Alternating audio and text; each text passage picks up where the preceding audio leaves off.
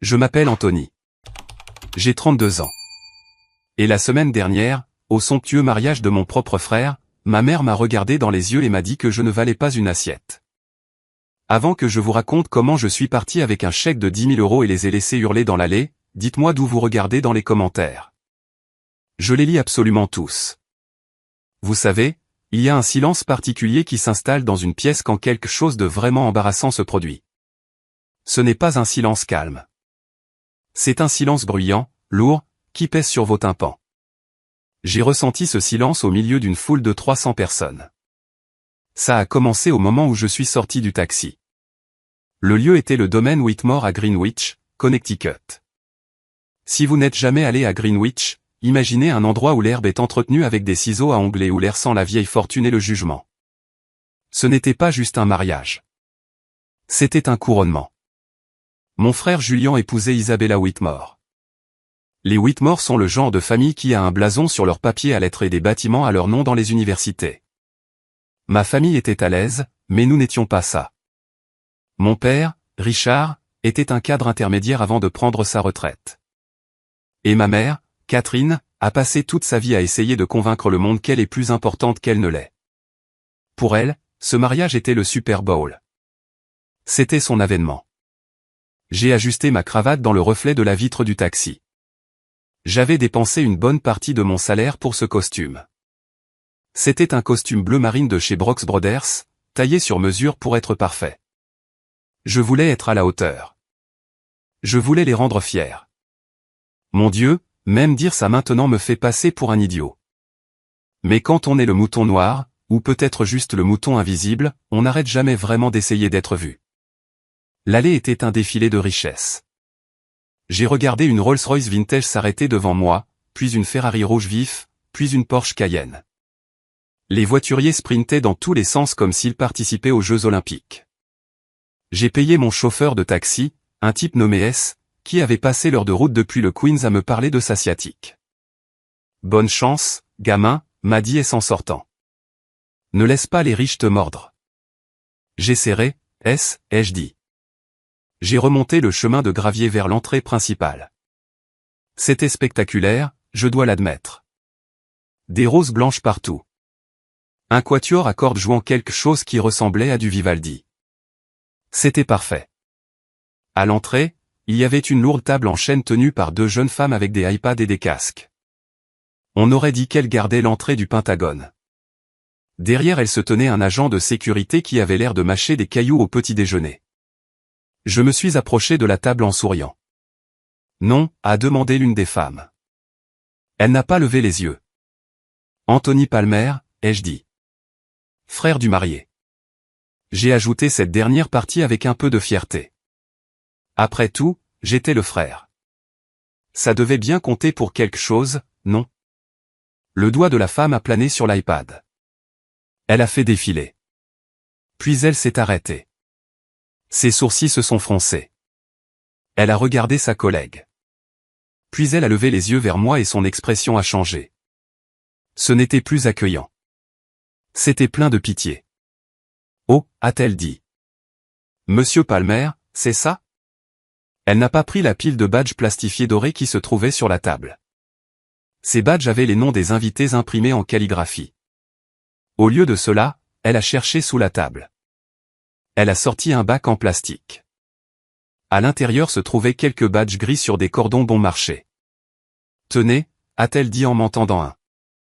Je l'ai pris. Il semblait fragile dans ma main. J'ai regardé le texte. Invité à accès limité. C'était tout. Pas de nom, pas de numéro de table, juste, invité à accès limité, dans une police sans serif grasse qui semblait appartenir à un panneau d'avertissement d'entrepôt. Je suis désolé, ai-je dit en riant nerveusement. Je pense qu'il y a une erreur. Je suis le frère de Julian. Le témoin. Enfin, pas le témoin, mais de la famille. La femme s'est mordu la lèvre. Elle a regardé par-dessus mon épaule, évitant mon regard. J'ai des instructions strictes, monsieur. C'est le bon badge pour vous. Des instructions de qui? De la mère du marié. Mon estomac s'est noué. Comme si j'avais avalé une pierre. Ma mère? Oui, monsieur. Elle a été très précise. Je suis resté là, tenant ce morceau de plastique gris, tandis qu'un couple derrière moi, des amis des Whitmore, attendait clairement avec impatience. L'homme portait un smoking qui coûtait probablement plus cher que ma voiture. Excusez-moi, a dit l'homme. Nous sommes en retard. Je me suis écarté, hébété. J'ai accroché le badge à mon revers. Il jurait horriblement avec le costume bleu marine. On aurait dit une étiquette de prix sur un article en solde. J'ai franchi le portail, la tête me tournant, accès limité. Qu'est-ce que ça voulait même dire? N'avais-je pas le droit d'utiliser les toilettes? N'avais-je pas le droit de respirer l'air? J'ai aperçu ma mère près de la fontaine. Catherine Palmer était dans son élément. Elle portait une robe couleur champagne qui scintillait sous le soleil de l'après-midi. Ses cheveux étaient coiffés en un chignon haut, rigide de laque. Elle tenait salon avec un groupe de femmes qui semblaient toutes partager le même chirurgien plastique. Elle m'a vu. Son sourire n'a pas vacillé, mais ses yeux. Ses yeux sont devenus froids. Elle s'est excusée et a glissé vers moi. Elle ne m'a pas serré dans ses bras. Elle n'a pas dit « Tu es élégant, Anthony ». Elle a tendu la main et a tapoté le badge gris sur ma poitrine. « Rentre ça dans ta veste pendant les photos », a-t-elle chuchoté. Sa voix était basse, un sifflement que seul moi pouvais entendre. « Maman, qu'est-ce que c'est ?» ai-je demandé en brandissant le badge. La fille à l'entrée a dit. « Baisse la voix », a-t-elle cassé, souriant à un serveur qui passait. « Nous sommes au domaine Whitmore, Anthony. Ne me fais pas honte. » Te faire honte? Je porte un badge qui dit accès limité au mariage de mon propre frère. Qu'est-ce qui se passe? Elle a soupiré. Le genre de soupir qu'on adresse à un bambin qui n'arrête pas de demander pourquoi le ciel est bleu. Elle m'a pris le bras et m'a tiré derrière une grande escultée, à l'abri des regards des invités principaux. Écoute, Anthony, a-t-elle dit. Ce mariage, c'est un événement très complexe. Les Whitmore ont beaucoup d'obligations. Des partenaires commerciaux, des politiciens, des gens très importants pour l'avenir de Julian. D'accord, ai-je dit.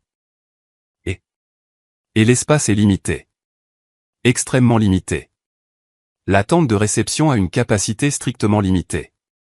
Les codes de sécurité incendie, tu sais. Je l'ai dévisagé. Les codes de sécurité incendie. Oui. Donc, nous avons dû faire des coupes difficiles. J'ai senti le sang quitter mon visage. Des coupes. Maman, je suis le frère du marié. Je sais, a-t-elle dit en me tapotant le bras avec dédain. Et c'est pourquoi tu es là pour la cérémonie. Nous ne voudrions pas que tu manques les vœux. C'est la partie importante, n'est-ce pas? L'union spirituelle. Mais le badge, ai-je dit. Qu'est-ce que accès limité veut dire? Elle a regardé autour d'elle pour s'assurer que personne n'écoutait.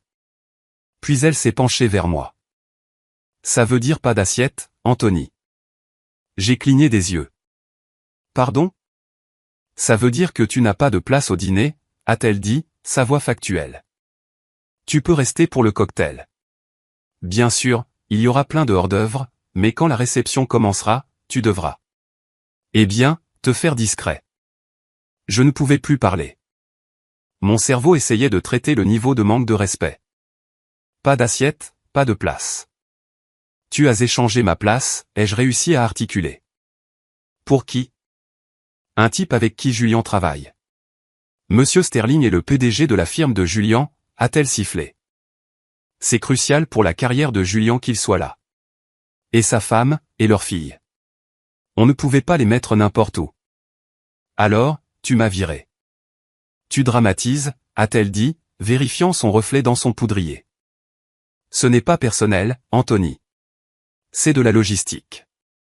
De plus, tu n'apprécierais pas le dîner de toute façon. C'est tout du service à la française et des discours ennuyeux. Tu serais mal à l'aise. Elle a refermé le miroir et m'a regardé. Regarde juste la cérémonie. Mange quelques crevettes au cocktail. Laisse ton cadeau et rentre à la maison. Tu travailles demain, n'est-ce pas? Tu te plains toujours du travail. J'ai senti une main sur ma poitrine. J'ai réalisé que c'était ma propre main, agrippant la poche intérieure de ma veste. Dans cette poche se trouvait une épaisse enveloppe de couleur crème. À l'intérieur de cette enveloppe se trouvait un chèque de banque de 10 000 euros. 10 000 euros. Laisse le cadeau, ai-je répété lentement. Oui, a-t-elle dit. La table des cadeaux est juste à l'entrée de la tente. Assure-toi de le mettre dans la boîte avant de partir. Et Anthony, s'il te plaît, essaie d'avoir l'air heureux. Les gens regardent.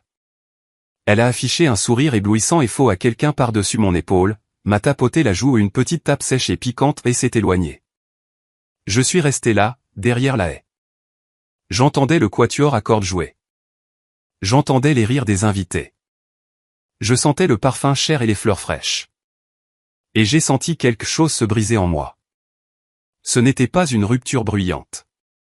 C'était silencieux. C'était le son d'un câble qui cède sous une trop grande tension.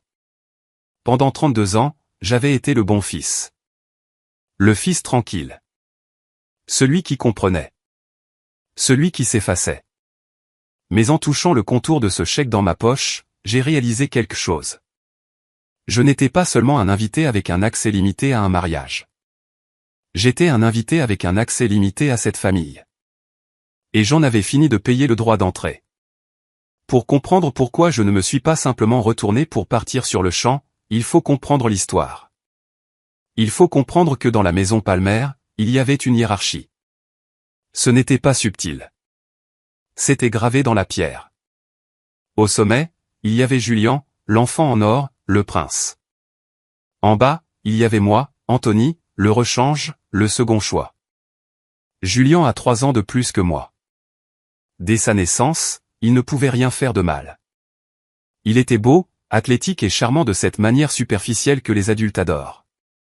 J'étais plus calme, studieux, un peu maladroit. Mon père, Richard, n'était pas méchant. Il était juste absent. Même quand il était dans la pièce, il n'était pas vraiment là. Il voulait une vie tranquille. Et la meilleure façon d'avoir une vie tranquille était de donner à Catherine exactement ce qu'elle voulait. Si Catherine disait que Julian avait besoin de nouveaux crampons, Julian avait les meilleurs crampons. Si Catherine disait qu'Anthony n'avait pas besoin de tuteur parce qu'il n'était tout simplement pas académique, alors Anthony n'avait pas de tuteur. Il est difficile d'expliquer ce que c'est que de grandir comme le bouc émissaire d'un enfant en or. Ce ne sont pas toujours de grands moments dramatiques. C'est la mort par 1000 coupures. C'est le fait que les dessins de Julian étaient encadrés et accrochés dans le couloir tandis que les miens étaient classés à la poubelle. C'est le fait que lorsque Julian obtenait un C en maths, c'était la faute du professeur.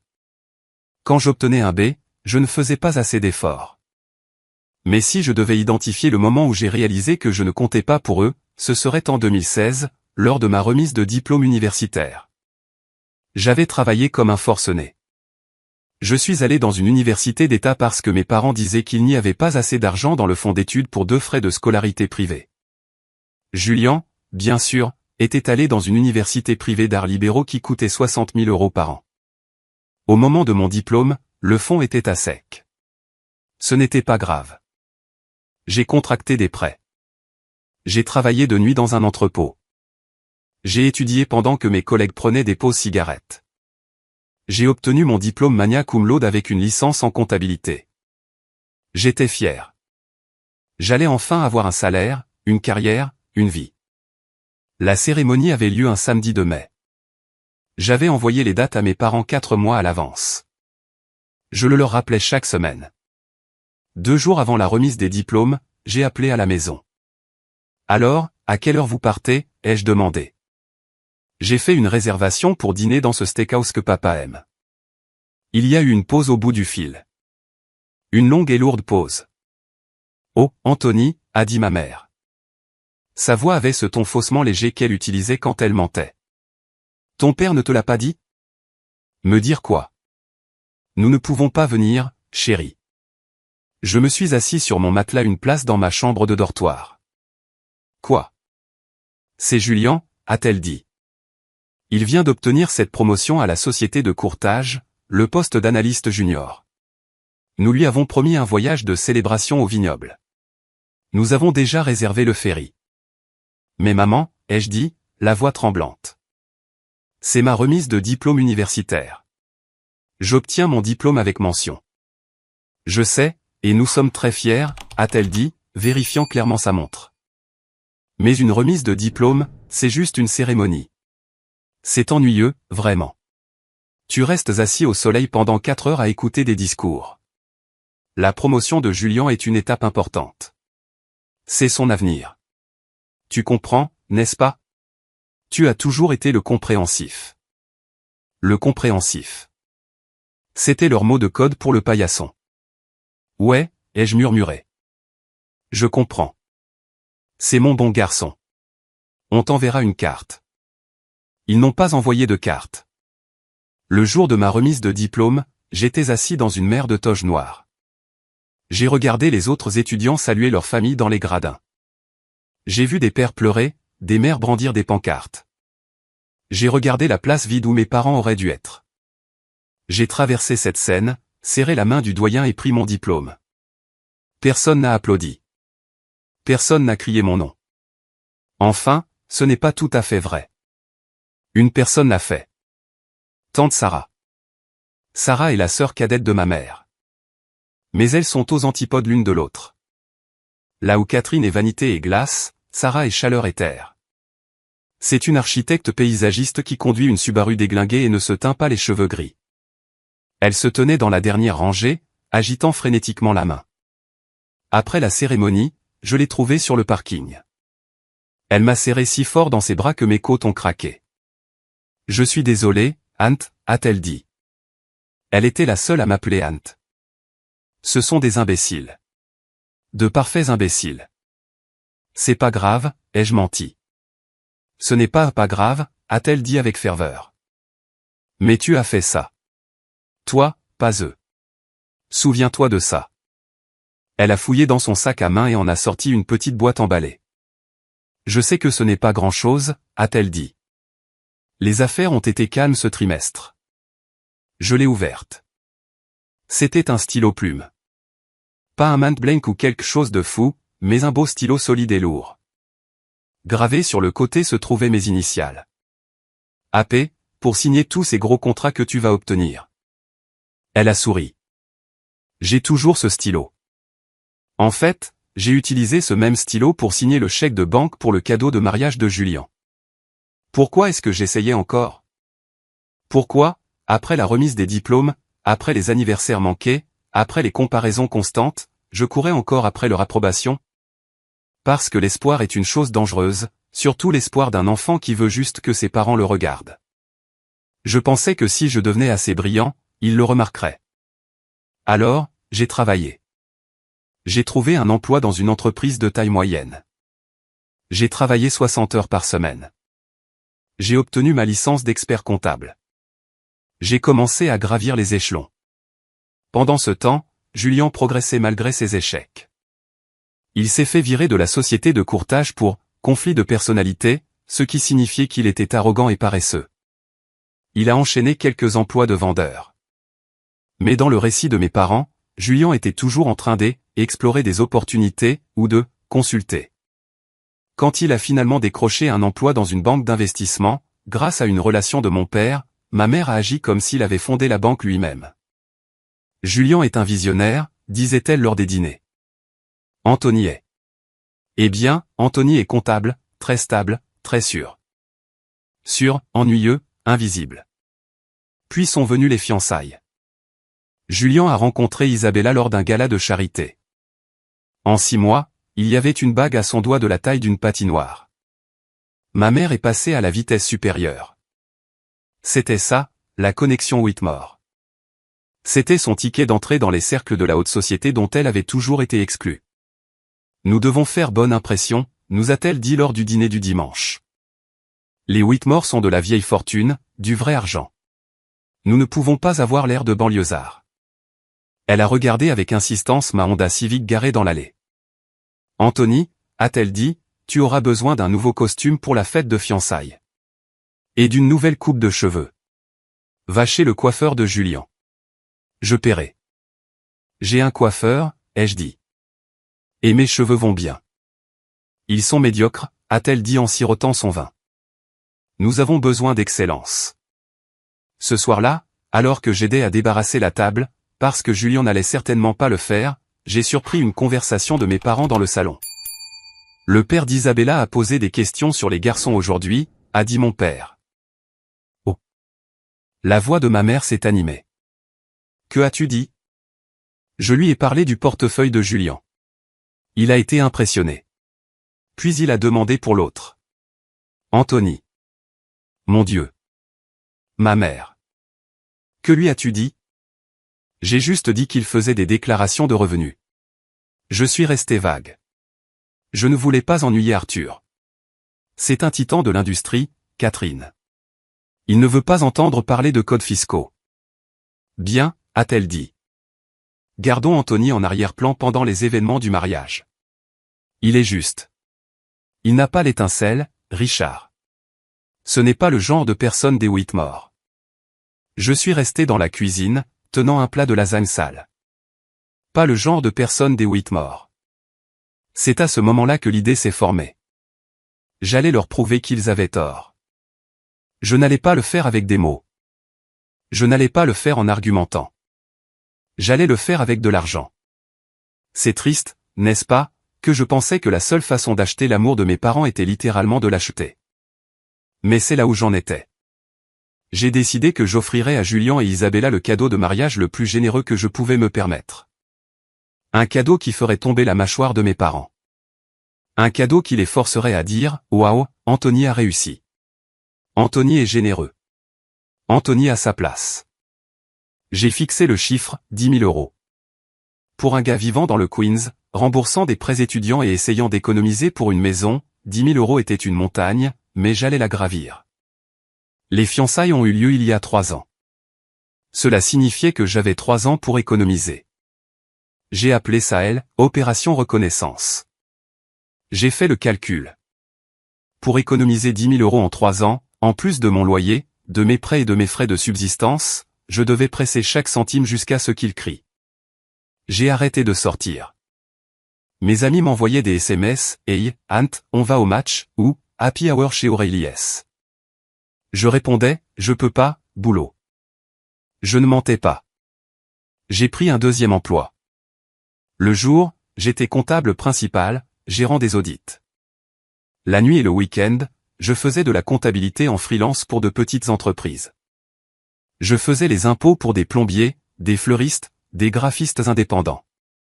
Quiconque avait besoin de remplir un formulaire chedulcé, j'étais leur homme. Ma vie est devenue un flou de feuilles de calcul. Je vivais de nouilles instantanées et de sandwichs au beurre de cacahuète. J'ai annulé mes services de streaming. J'ai annulé mon abonnement à la salle de sport et j'ai commencé à courir dans le parc, gratuitement.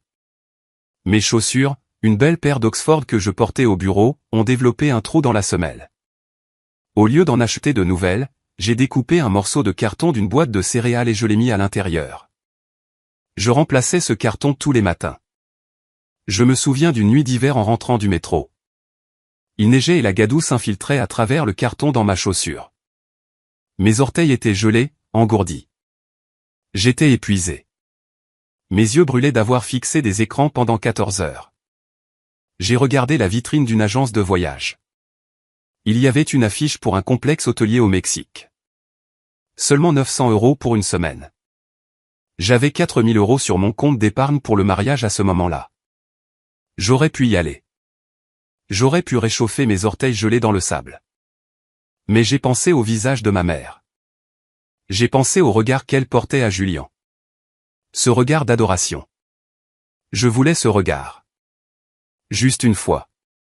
Je suis passé devant l'agence de voyage et je suis rentré chez moi pour manger un autre bol de ramen. Pendant que je m'affamais, la machine de planification du mariage consumait tout sur son passage. Ma mère était obsédée.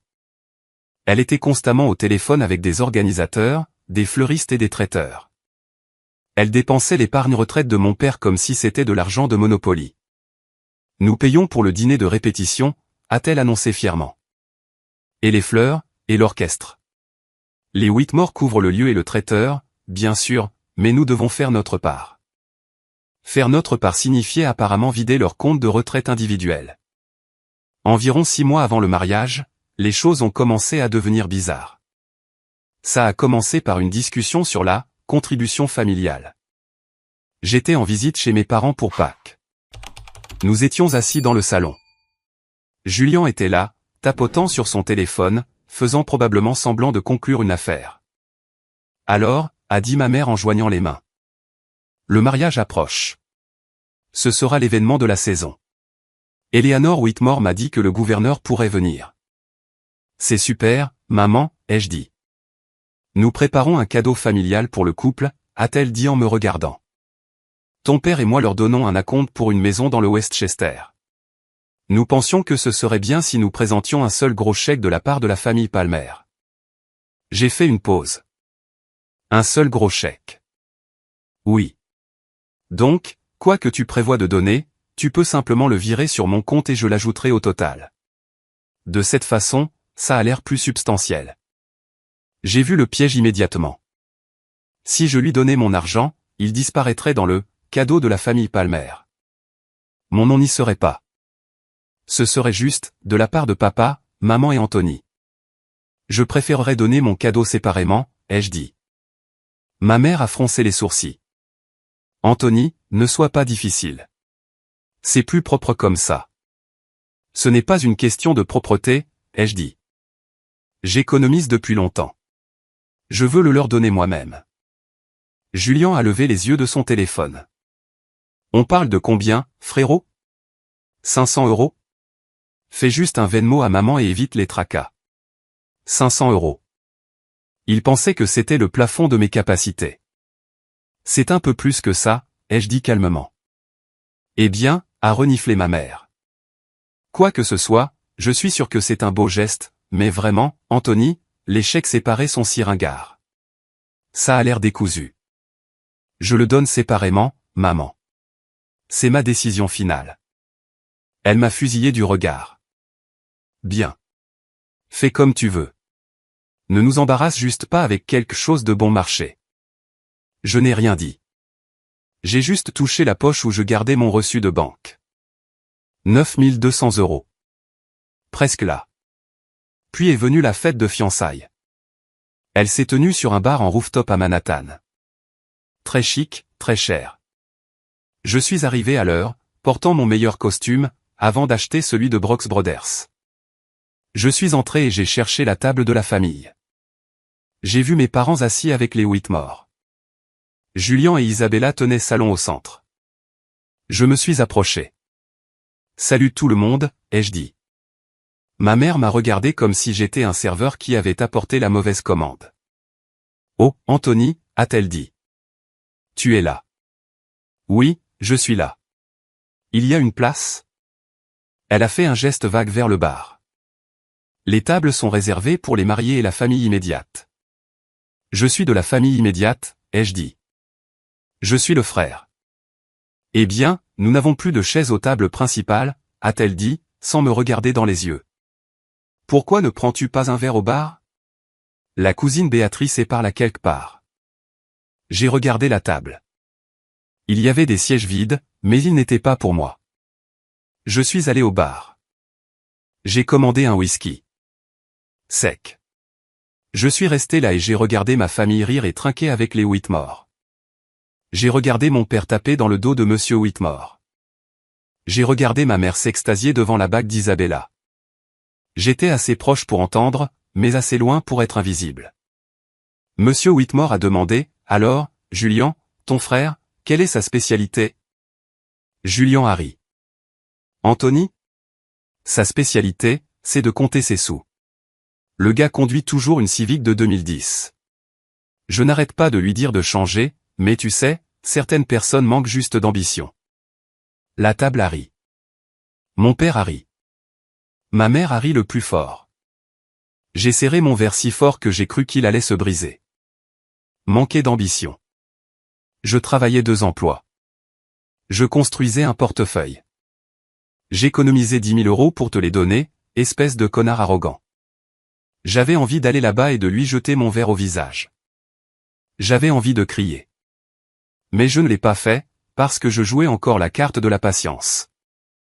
Je me suis dit, attends jusqu'au mariage. Attends que je remette ce chèque. Alors ils verront. Alors ils devront me respecter. J'ai fini mon verre, je l'ai posé sur le comptoir et je suis sorti. Personne n'a remarqué que j'étais parti. Ce soir-là, je suis rentré chez moi et j'ai viré les derniers 800 € sur mon compte d'épargne. Le solde indiquait 10 000 €. J'ai fixé l'écran. J'avais réussi. J'ai ressenti un mélange de fierté et de nausée. J'avais l'argent. J'avais le billet.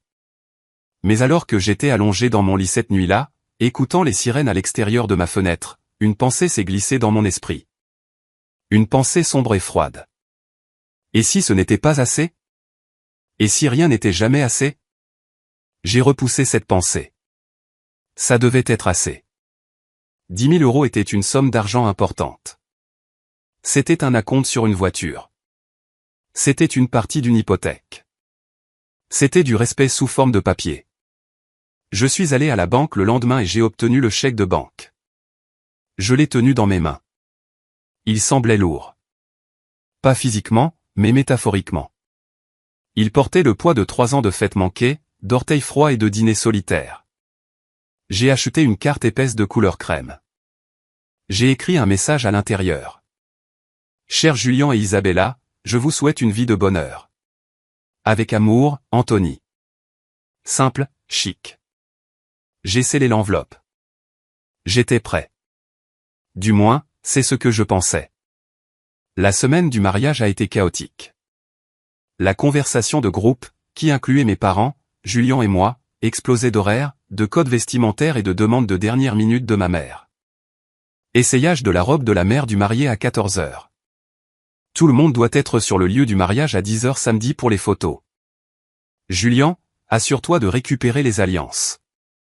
J'ai remarqué qu'aucune tâche ne m'était assignée. Habituellement, le frère du marié Ed va chercher les invités à l'aéroport, aide à l'installation. Rien. J'étais traité comme un invité lointain. Puis est venu le dîner de répétition.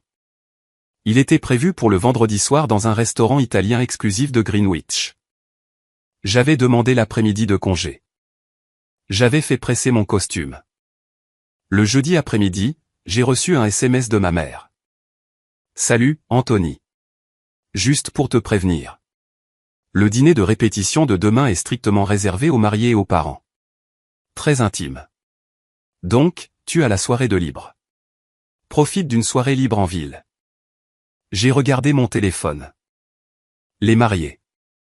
Cela signifiait les demoiselles d'honneur et les garçons d'honneur. Julien avait 6 garçons d'honneur. C'étaient tous ses frères de fraternité ou des copains de travail, des gars qu'il connaissait depuis quelques années. Ils étaient invités. Pas moi. J'ai appelé ma mère immédiatement. Maman, tu ne peux pas être sérieuse, ai-je dit quand elle a répondu. Anthony, je suis en pleine réunion avec le fleuriste, a-t-elle dit, agacée. Tu me désinvites du dîner de répétition. Je suis le seul frère du marié. Ce n'est pas une désinvitation, Anthony. Tu n'as jamais été techniquement sur la liste. C'est un petit lieu. Nous devons donner la priorité aux personnes qui ont un rôle dans la cérémonie. Alors, Brad de la fraternité a un rôle, mais pas moi. Brad est un garçon d'honneur. Il se tient aux côtés de Julien. C'est le protocole. Je devrais être un garçon d'honneur. Maman, pourquoi ne suis-je pas un garçon d'honneur? Oh, arrête. Nous en avons discuté. Julien voulait ses amis. C'est son jour. N'en fais pas une affaire personnelle. Je n'en fais pas une affaire personnelle. Je demande pourquoi je suis exclu d'un événement familial. Ce n'est pas un événement familial. C'est une répétition. Tu n'as rien à répéter. Tu es juste assis dans le public. Écoute, je dois y aller. Les arrangements d'Hortensia sont mauvais. Je te vois samedi. Ne sois pas en retard. Elle a raccroché. Je me suis assis sur ma chaise de bureau, fixant l'écran noir de mon téléphone. Ma collègue, Sarah, une autre Sarah, a roulé sa chaise vers moi. Ça va, Anthony? Tu as l'air d'avoir envie de vomir. Je vais bien, ai-je dit. Juste des histoires de famille. Ce soir-là, ma tante Sarah m'a appelé. Ant, a-t-elle dit. Sa voix était basse. Sérieuse. Je dois te dire quelque chose. Qu'est-ce qu'il y a, tante Sarah? Je viens de raccrocher avec ta mère. Elle se vantait de la façon dont elle a géré la liste des invités. Ouais, je sais. Je ne suis pas invité à la répétition. C'est pire que ça, Ant. Elle parlait du plan de table de la réception. Mon estomac s'est serré. Quoi à ce sujet? Elle a dit. Elle a dit qu'elle t'avait déplacé. Déplacé où? Au fond. Elle n'a pas dit exactement, mais elle a dit, j'ai résolu le problème Anthony. Ce sont ses mots. Le problème Anthony. J'ai senti un frisson glacial. Je suis un problème. Elle craint que tu interagisses avec les invités importants des Whitmore. Elle pense que tu vas, je ne sais pas, les ennuyer ou avoir l'air pauvre. C'est maladif, Anthony, honnêtement. Si j'étais toi, je n'irais pas. Je dois y aller, ai-je dit. J'ai le cadeau. Je dois leur montrer. Chérie, cet argent. Ils ne le méritent pas. Tu le sais, n'est-ce pas? Il ne s'agit pas de ce qu'ils méritent, ai-je dit. Il s'agit de qui je suis. Je ne vais pas les laisser m'effacer. D'accord, a-t-elle soupiré. Mais fais attention à toi. Catherine prépare quelque chose. Je n'ai pas beaucoup dormi cette nuit-là. Je me suis tourné et retourné, pensant au « problème Anthony ». À 23h47, mon téléphone a vibré. C'était un SMS de Marcus. Marcus était un vieil ami de l'université. Par pure coïncidence, il travaillait pour l'entreprise d'événementiel qui s'occupait du mariage. Il faisait partie de l'équipe logistique. Message de Marcus, mec, il faut que tu vois ça. Je ne devrais pas t'envoyer ça. Je pourrais me faire virer. Mais c'est dégueulasse. En pièce jointe, une photo. C'était une photo du plan de table principal, celui que les organisateurs utilisent. Il montrait la disposition de la tente de réception. Des tables rondes avec des noms imprimés dessus. J'ai zoomé. Table 1, la table d'honneur, marié, parents. Table 2, VIP Whitmore. Table 3, parents Palmer. J'ai parcouru la table 3. Tante Sarah était là. Mes cousins étaient là. Mon nom n'y était pas. J'ai parcouru tout le plan. Table 10, table 20, table 30. Mon nom n'était sur aucune table. Puis je l'ai vu. Dans la marge du plan, à l'encre rouge, se trouvait une note manuscrite. J'ai reconnu l'écriture instantanément. C'était l'écriture saccadée et pointue de ma mère. La note disait « Anthony Palmer, badge accès limité. Pas de repas. Personnel, ne pas placer. » J'ai fixé l'image. Les pixels semblaient me brûler la rétine. Pas de repas. Ne pas placer. Ce n'était pas une erreur. Ce n'était pas un oubli. Ce n'était pas un problème de code de sécurité incendie. C'était un ordre direct. Ma mère avait pris un stylo et m'avait manuellement rayé de l'existence. Elle avait décidé que nourrir son propre fils était un gaspillage de ressources. Je suis resté assis là, dans le noir. La colère n'est pas venue tout de suite. Ce qui est venu en premier, c'est un étrange sentiment de clarté. Pendant des années, je m'étais battu contre un brouillard. Je m'étais demandé si j'étais fou. Peut-être que je suis juste sensible. Peut-être que je me plains juste. Mais ça. C'était une preuve. C'était la preuve. Ils ne m'aimaient pas. Ils ne m'appréciaient même pas. Pour eux, j'étais un accessoire, une nuisance, un problème à gérer avec un badge gris et un estomac vide. J'ai sauvegardé l'image. Je me la suis envoyée par email. Puis je suis allé à mon imprimante. J'ai imprimé la photo. J'ai imprimé les SMS où ma mère demandait l'argent à l'avance. J'ai mis les papiers dans ma mallette. Puis j'ai pris l'enveloppe de couleur crème avec le chèque de 10 000 €. Une personne normale aurait déchiré le chèque. Une personne normale serait restée à la maison. Mais je ne me sentais pas normal. Je me sentais quelque chose de dangereux. J'allais aller à ce mariage. J'allais porter ce badge gris. J'allais les laisser m'humilier une dernière fois. Et puis, quand le moment serait venu, j'allais réduire leur petit monde parfait en cendres. Ce qui nous ramène à la haie. Après que ma mère se soit éloignée, me laissant avec la bombe du « pas d'assiette », je suis resté là 1 minute pour me ressaisir. J'ai vérifié ma poche. Le chèque était là. Les papiers pliés avec la photo de Marcus étaient là. Je me suis dirigé vers la zone de la cérémonie. Elle était installée sur la grande pelouse. Des rangées de chaises en bois blanc avec des coussins en velours faisaient face à une immense arche florale. Un placeur, un jeune homme qui avait l'air terrifié, a regardé mon badge gris. Monsieur, les invités à accès limité sont là-bas. Il a pointé la toute dernière rangée. Derrière la dernière rangée de chaises en bois, il y avait une petite ligne de chaises pliantes en métal, du genre de celles qu'on voit à une réunion de parents d'élèves. Bien sûr, ai-je dit.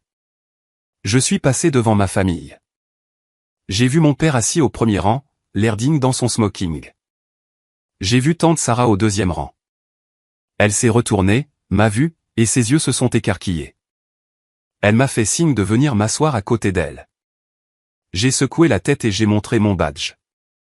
Elle a semblé confuse. Je me suis assis sur la chaise en métal. Elle était froide.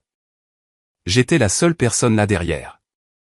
Quelques membres du personnel se tenaient à proximité en chuchotant. La cérémonie a commencé. La musique a enflé. Isabella a remonté l'allée. Elle était magnifique. Je lui accorde ça. Julien ressemblait à un mannequin d'une publicité GQ. Ils ont échangé leurs vœux. Ma mère s'est tamponnée les yeux avec un mouchoir en dentelle, jouant parfaitement le rôle de la mère éplorée et joyeuse. À la fin de la cérémonie, les invités ont applaudi. Julien et Isabella se sont embrassés. Ils ont redescendu l'allée, rayonnant, tandis que les invités se dirigeaient vers la tente de réception. Une immense structure lumineuse avec des lustres suspendus au plafond. Je me suis levé. J'ai rejoint le flot de la foule.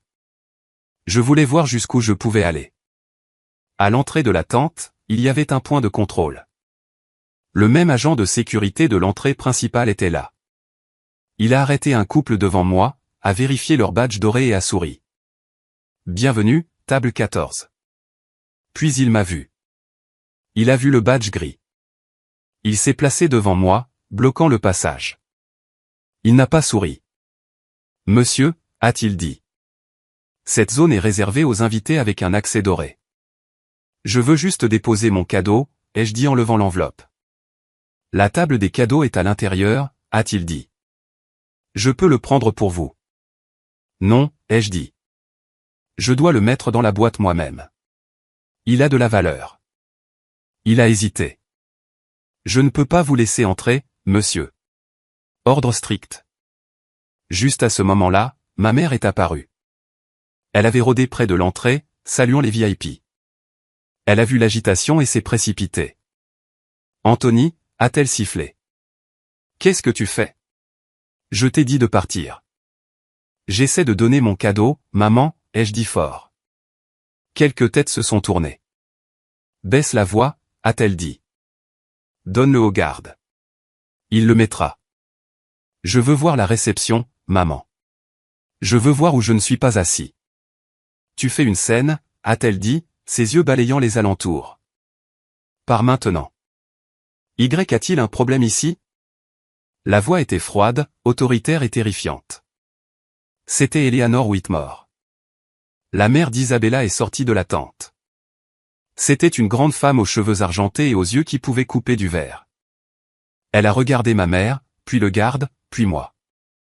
Madame Whitmore, a balbutié ma mère, son visage devenant rose. Aucun problème. Juste. Mon fils Anthony était sur le point de partir. Il ne se sent pas bien. Je me sens très bien, ai-je dit. Eleanor a regardé mon badge. Ses yeux se sont plissés. Accès limité. Je ne savais pas que nous avions différents niveaux d'invités. C'est juste de la logistique, a dit ma mère, transpirant maintenant. Ça veut dire que je n'ai pas de repas, ai-je dit. J'ai regardé Eleanor droit dans les yeux. Ma mère m'a retiré de la liste du traiteur pour faire de la place aux partenaires commerciaux de Julien. La foule autour de nous avait cessé de bouger. Le silence était de retour, ce silence lourd et suffocant. Est-ce vrai, Patricia, a demandé Eleanor, utilisant le prénom légal de ma mère. Elle détestait le prénom Patricia. Bien sûr que non, a menti ma mère. Anthony est confus. Il a été sous beaucoup de stress. J'ai la note, ai-je dit. J'ai fouillé dans ma poche et j'ai sorti le papier plié. La photo que Marcus m'avait envoyée. Je l'ai dépliée. C'est le plan de table, ai-je dit en le brandissant pour qu'Eleanor et les 20 personnes à proximité puissent le voir. C'est ton écriture, maman. L'invité recevra un badge d'accès limité. Pas de repas. Ne pas placer. Ma mère est devenue blême. Elle ressemblait à un fantôme. Julien et Isabella étaient revenus voir ce qui retardait les choses. Qu'est-ce qui se passe, bordel, a exigé Julien. Anthony, pourquoi tu gâches mon mariage? Je ne gâche rien, ai-je dit. Je clarifie juste la logistique. Je me suis tourné vers Julien. Je suis venu ici aujourd'hui pour te donner ça. J'ai brandi l'enveloppe crème. J'ai passé 3 ans à économiser pour ça, Julien. 3 ans à travailler 2 emplois.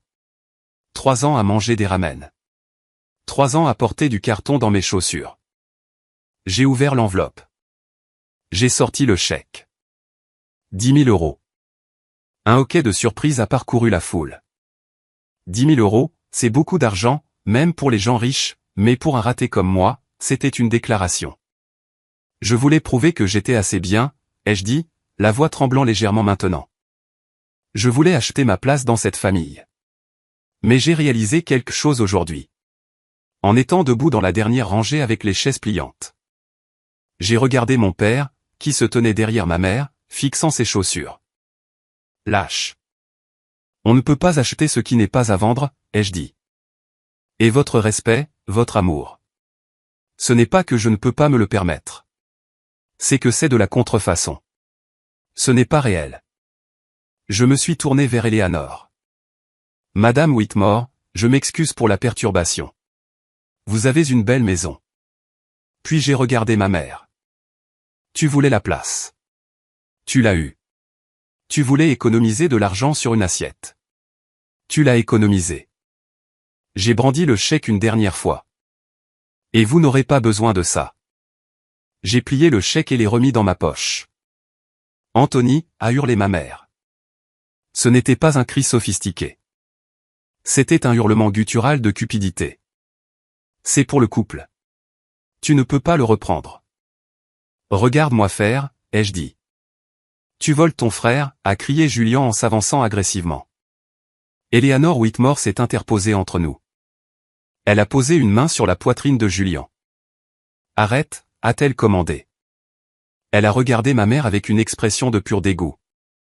Patricia, a dit Eleanor, sa voix glaciale. Vous avez refusé une place à votre propre fils au mariage de son frère tout en attendant un cadeau de 10 000 € de sa part. C'était un malentendu, a sangloté ma mère. C'était de la cruauté, a dit Eleanor. Et les Whitmore ne tolèrent pas la cruauté. Elle s'est tournée vers moi. Allez-y, Anthony, a-t-elle dit doucement. Gardez votre argent. Achetez-vous quelque chose de bien. Vous méritez mieux que ça. Merci, ai-je dit. Je me suis retourné. La mère d'invité s'est écartée pour moi. J'ai descendu le chemin de gravier blanc, passé les Rolls-Royce, passé les roses. Je n'ai pas regardé en arrière. J'ai marché vite. Mon cœur battait dans ma poitrine comme un marteau-piqueur. L'adrénaline inondait mon système. Je me sentais étourdi, pris de vertige, mais incroyablement puissant. J'ai atteint le portail principal. Mon chauffeur de taxi, S, n'était pas allé loin. Il était garé un peu plus bas sur la route, en train de manger un sandwich. Je lui avais dit d'attendre au cas où, mais je ne pensais pas être de retour en 20 minutes. Je lui ai fait signe. Il s'est approché. Déjà de retour, a-t-il demandé en mâchant. La nourriture était si mauvaise. Je ne suis pas resté pour la nourriture, ai-je dit en ouvrant la portière. Roulez. Roulez, c'est tout. Attends. J'ai entendu crier. J'ai regardé en arrière vers le domaine. Julien courait le long de l'allée. Il sprintait, les pans de son smoking flottant dans le vent. Il avait l'air ridicule. Anthony, arrête. S m'a regardé dans le rétroviseur. Vous voulez que je m'arrête? J'ai hésité. Une partie de moi voulait le laisser sur place, mais une autre partie, celle qui avait besoin de clore le chapitre, voulait entendre ce qu'il avait à dire. Donnez-lui une seconde, ai-je dit. Julien a atteint la voiture, à bout de souffle. Son visage était rouge. Il a attrapé la poignée de la portière. Qu'est-ce qui ne va pas chez toi, bordel, Alta-Teil? Tu as la moindre idée de ce que tu viens de faire? J'ai économisé 10 000 euros, ai-je dit calmement. Tu as humilié maman. Tu m'as humilié. Eleanor est furieuse. Elle menace d'annuler les toasts de la réception. Papa fait des palpitations. Pas mon problème, Julien. Pas ton. Nous sommes une famille. On ne fait pas ça à sa famille. J'ai ri. C'était un son sec et rauque. Famille, ai-je dit. Une famille te donne une place à table. Une famille ne te donne pas un badge gris qui dit accès limité.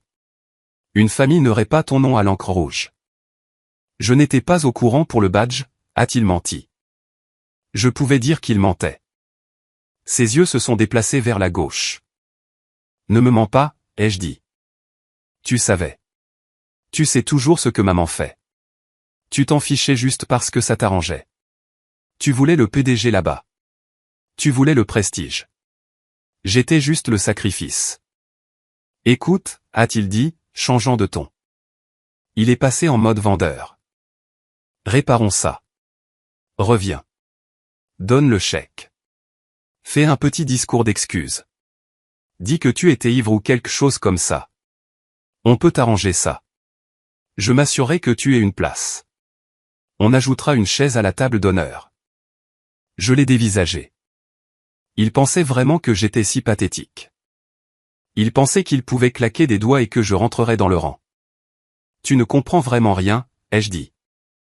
Je ne négocie pas pour une place, Julien. Je quitte la table. Anthony, s'il te plaît, a-t-il dit, le désespoir s'insinuant dans sa voix. Isabella pleure. Son père pose des questions sur mes finances. Il pense. Il pense que nous sommes des monstres. Eh bien, ai-je dit en remontant la vitre. Si le chapeau te va, mets-le. Anthony, n'ose pas partir. Anthony. Allez-y, ai-je dit à SS à appuyer sur l'accélérateur. Le taxi a démarré en trombe, laissant mon frère debout dans un nuage de poussière, paraissant de plus en plus petit dans le rétroviseur. Mon téléphone a commencé à sonner immédiatement. Maman, maman, papa, maman. J'ai regardé l'écran s'allumer. Je n'ai pas répondu. Puis mon père a laissé un message vocal. J'ai attendu 1 minute, puis je l'ai écouté. Anthony. Sa voix semblait faible, tremblante. Ta mère est inconsolable. Elle est par terre dans la suite nuptiale. Tu dois revenir. Tu dois réparer ça. Pourquoi dois-tu toujours être si difficile? Reviens juste et excuse-toi. S'excuser. Il voulait que je m'excuse. Il n'a pas demandé si j'allais bien. Il n'a pas demandé ce que ça faisait d'être traité comme une ordure. Il voulait juste que le bateau arrête de tanguer. Il voulait retrouver sa vie tranquille. J'ai senti le dernier lien se rompre. Ce cordon invisible qui lie un enfant à ses parents, peu importe à quel point ils sont abusifs, il s'est brisé. Je lui ai répondu par SMS. 2 mots. C'est fini. Puis j'ai bloqué son numéro. J'ai bloqué maman. J'ai bloqué Julien. Je me suis adossé au siège. J'ai pris une profonde inspiration. L'air dans le taxi sentait le vieux cuir et le désodorisant au pain. Mais pour moi, il sentait la liberté. J'ai touché ma poche. Le chèque était toujours là. Où allons-nous, a demandé S. Queens, ai-je dit. Ramenez-moi à la maison. Compris, patron. J'ai regardé par la fenêtre la campagne du Connecticut défiler, les murs de pierre, les pelouses manucurées, le monde dont je n'avais jamais eu le droit de faire partie. C'était fini. Le jeu était terminé. Je n'étais plus le rechange. Je n'étais plus l'invité à accès limité. J'étais Anthony. Et j'avais 10 000 € et une toute nouvelle vie à commencer. Le silence qui a suivi mon départ n'était pas vide. Il était lourd, comme l'air avant un orage. Mais pour la première fois de ma vie, je n'étais pas celui qui se tenait sous la pluie. Je la regardais à distance de sécurité. J'ai passé les premières 24 heures dans mon appartement du Queens. Téléphone éteint, store baissé. J'ai dormi. Je ne veux pas dire que j'ai fait une sieste. Je veux dire que j'ai dormi 14 heures d'affilée.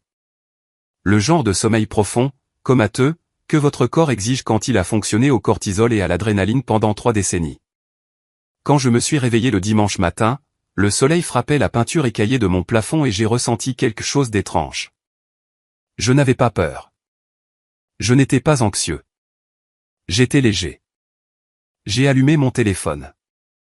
Les notifications ont déferlé comme un raz-de-marée. 47 appels manqués. 82 messages textes. Maman, Anthony, décroche.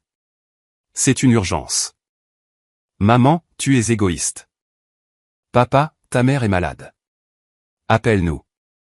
Julien, tu dois réparer ça. Eleanor parle de revoir le fonds en fiducie. Appelle-moi maintenant.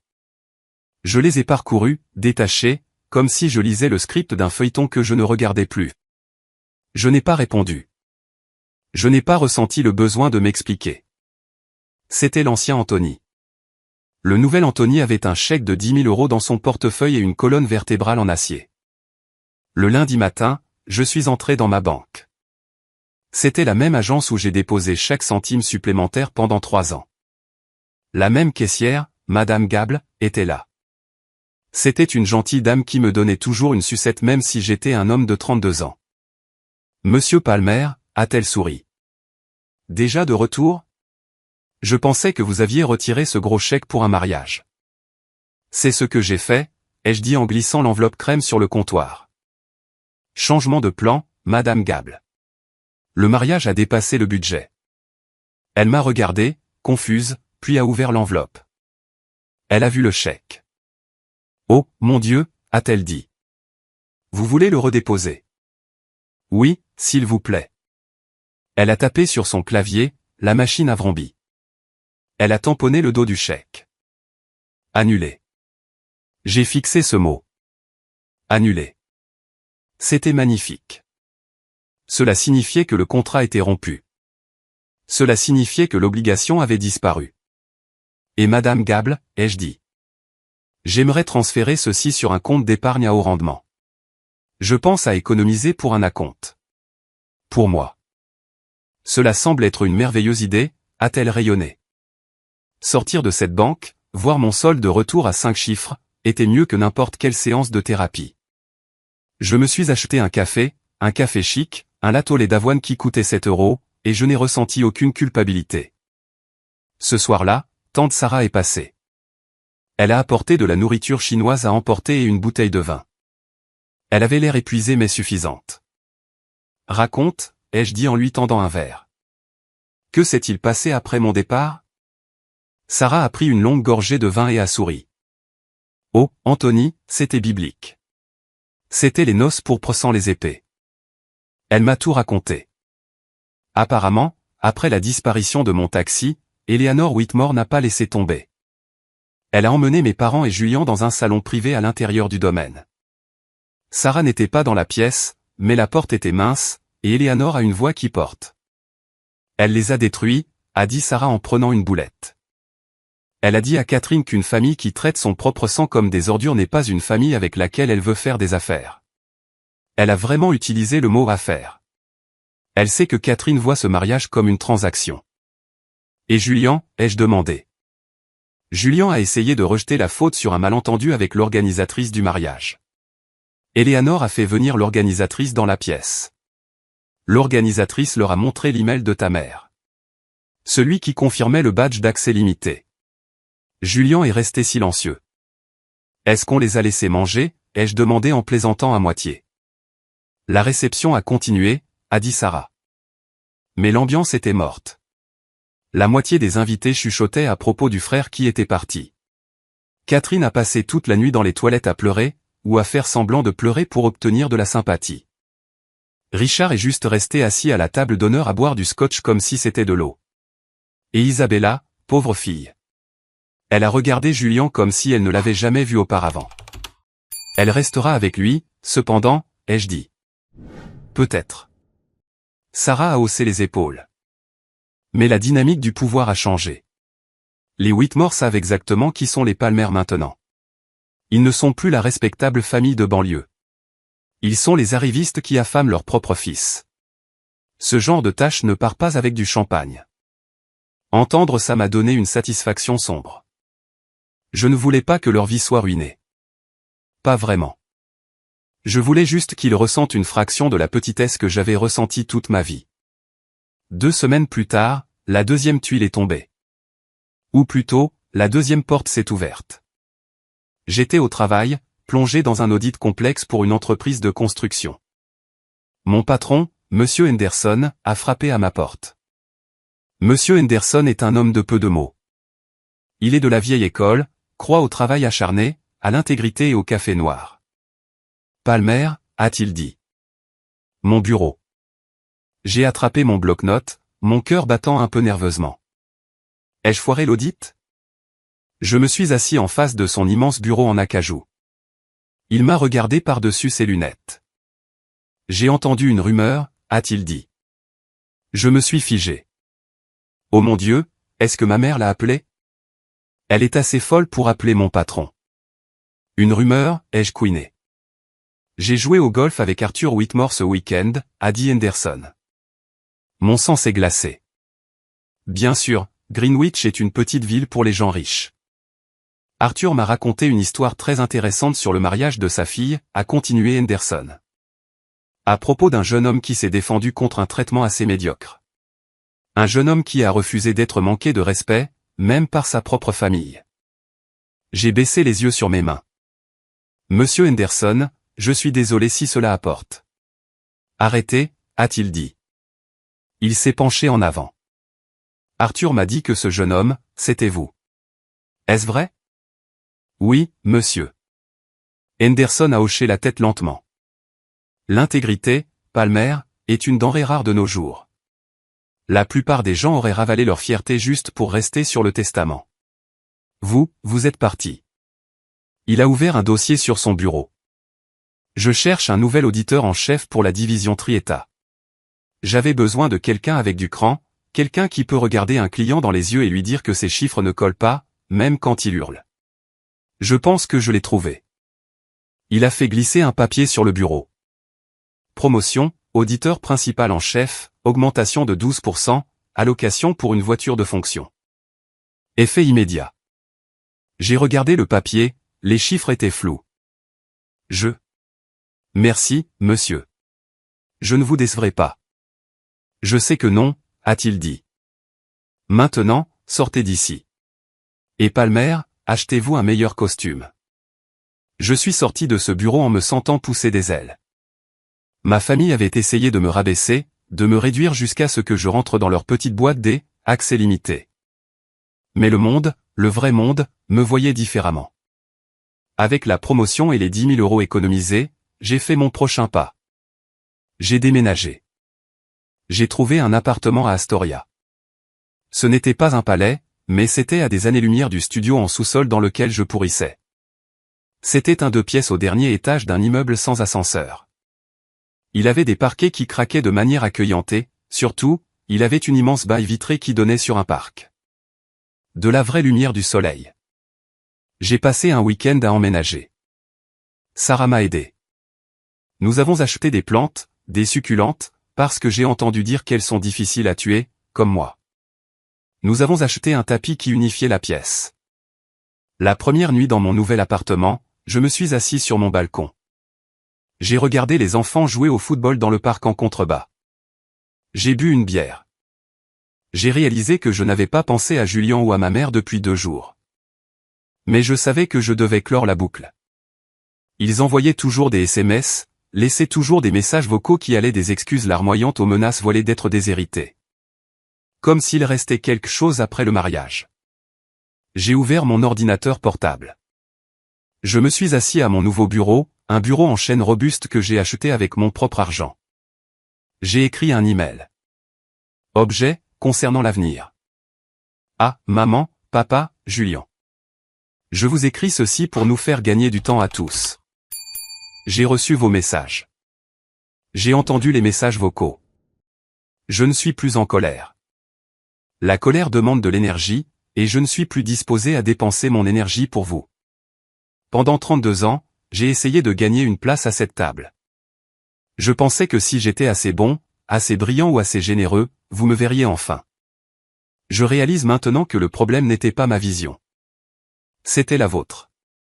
Vous n'avez pas de fils nommé Anthony. Vous avez un accessoire nommé Anthony. Et je démissionne de ce rôle. Je garde l'argent. Je garde ma dignité. Et je garde mes distances. Ne venez pas à mon appartement. N'appelez pas mon travail. Si vous continuez à me harceler, j'impliquerai la police. Ce n'est pas une négociation. C'est une limite. Je vous souhaite le meilleur. J'espère que les photos du mariage sont magnifiques. J'espère qu'elles en valaient la peine. Anthony. J'ai survolé le bouton « Envoyer » avec ma souris. Une partie de moi, le petit garçon qui voulait juste que sa mère le serre dans ses bras, a hésité. Est-ce trop dur? Est-ce définitif? Puis je me suis souvenu du badge gris. Pas de repas. J'ai cliqué sur « Envoyer ». J'ai fermé l'ordinateur portable. J'ai pris une profonde inspiration. L'air dans mon nouvel appartement était frais.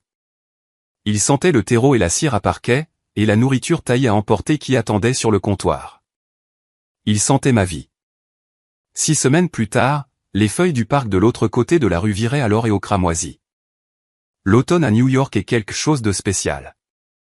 C'est une saison de changement, de dépouillement de l'ancien pour se préparer au nouveau. C'était approprié. Tante Sarah était assise sur mon canapé, sirotant une tasse de thé. Elle était venue tous les dimanches depuis le mariage. Nous avions développé une nouvelle tradition. Les dimanches de la santé mentale. Nous prenions le petit déjeuner, regardions de mauvais films et existions simplement dans un espace où personne ne nous jugeait. Je t'ai apporté quelque chose, a-t-elle dit en fouillant dans son sac. Elle a sorti une photographie encadrée. Je l'ai prise. C'était un tirage brillant de 20x 25 cm. C'était de ma remise de diplôme universitaire en 2016. Sur la photo, je portais ma toge, tenais mon diplôme et souriais comme un idiot. Mon bras était autour de tante Sarah. Nous étions les deux seules personnes sur la photo. L'arrière-plan était flou, juste une mer d'inconnus, mais nos sourires étaient nets et clairs. J'ai trouvé ça dans mon grenier, a-t-elle dit doucement. Je l'ai gardé toutes ces années. J'ai toujours détesté ce jour à cause de ce qu'ils t'ont fait. Mais en la regardant maintenant, je vois autre chose. Que vois-tu, ai-je demandé, traçant le verre avec mon pouce. Je vois un survivant, a-t-elle dit. Je vois un jeune homme qui s'est présenté pour lui-même quand personne d'autre ne le ferait. Tu as l'air heureux là, Ant. Malgré tout, tu as l'air heureux. J'ai regardé de plus près. Elle avait raison. Il y avait une résilience dans ce sourire, un défi. Je détestais cette photo, ai-je admis. Elle me rappelait que j'étais seul. Tu n'as jamais été seul, a dit Sarah fermement. Tu cherchais juste l'amour dans le mauvais entrepôt. Tu frappais à une porte qui était murée, chérie, mais j'étais juste là, à l'entrée latérale, avec la clé. J'ai accroché la photo au mur au-dessus de mon bureau, juste à côté du badge gris. Oui, j'ai gardé le badge. Certaines personnes pourraient penser que c'est morbide. Pourquoi garder un symbole de son humiliation? Mais pour moi, ce rectangle de plastique gris n'était pas un symbole de honte. C'était un trophée. C'était le catalyseur. Sans ce badge, sans cet acte spécifique de cruauté mesquine, je serais peut-être encore là-bas. Je serais peut-être encore en train de manger les miettes de leur table, en espérant une bribe d'affection. Je leur aurais peut-être donné l'argent. J'aurais peut-être passé les 10 prochaines années à essayer d'acheter un amour qui n'a jamais été à vendre. Ce badge m'a libéré. Nous sommes restés assis en silence pendant un moment, regardant le vent faire voler les feuilles dehors. As-tu eu de leurs nouvelles, ai-je demandé. Je n'avais pas vérifié mon dossier de numéros bloqués depuis des semaines. Catherine m'a appelé hier, a dit Sarah. Elle joue la victime auprès de quiconque veut bien l'écouter. Elle dit aux gens que tu as une dépression nerveuse, et c'est pourquoi tu les as coupés de ta vie. Elle ne peut pas admettre la vérité, Anthony.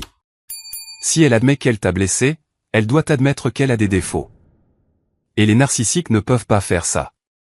Ça les briserait. Et Julian? Julian a des difficultés, a-t-elle dit avec une grimace. Isabella est enceinte. J'ai cligné des yeux. Waouh. Ouais, mais apparemment les Whitmore ont insisté sur un contrat de mariage post-nuptial. En fait, ils verrouillent les actifs. Ils ne lui font pas confiance. Ils pensent que la pomme ne tombe pas loin de l'arbre. Julian est tenu en laisse très courte.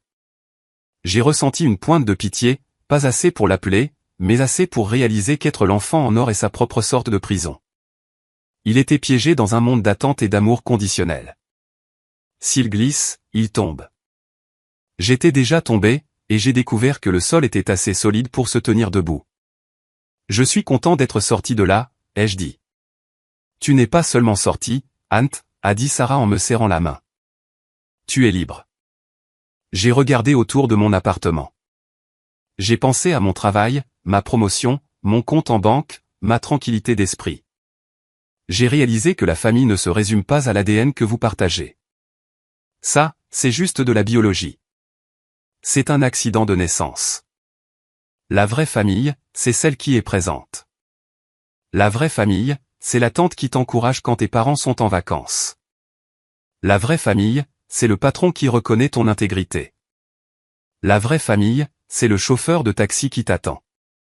La vraie famille te donne un laissez-passer à accès complet, pas un accès limité. Je me suis levé et je suis allé à la fenêtre. Le soleil se couchait, projetant de longues ombres sur la ville. J'ai ressenti un sentiment de calme qui descendait jusqu'à mes os. J'avais perdu un frère, une mère et un père. Mais je m'étais trouvé, et honnêtement, c'était le meilleur échange que j'ai jamais fait. Merci de m'avoir accompagné sur ce chemin. Je sais que ce n'était pas une histoire facile à entendre. Elle n'a pas été facile à vivre, mais je voulais la partager parce que je sais que je ne suis pas le seul à tenir un badge d'accès limité dans ma poche. Si vous lisez ceci et que vous vous reconnaissez dans mon histoire, si vous êtes celui qui donne toujours sans jamais recevoir, celui qui trouve des excuses aux gens qui vous blessent, celui qui attend un jour qui ne vient jamais, s'il vous plaît, écoutez-moi. Vous ne pouvez pas forcer les gens à vous aimer en les aimant. Vous ne pouvez pas acheter le respect. Et vous n'êtes pas obligé de vous immoler par le feu pour tenir les autres au chaud, même si ces personnes sont vos parents. Les limites ne sont pas des punitions. Elles sont une protection. Il est acceptable de quitter une table où le respect n'est pas au menu. Il est acceptable de se choisir soi-même. Je veux avoir de vos nouvelles. Quelle est la seule leçon que vous retenez de mon parcours? Ou si vous avez déjà dû vous éloigner d'une famille toxique, comment avez-vous trouvé le courage? Laissez un commentaire ci-dessous avec vos pensées ou tapez simplement le mot « bien » si vous pensez que j'ai fait le bon choix.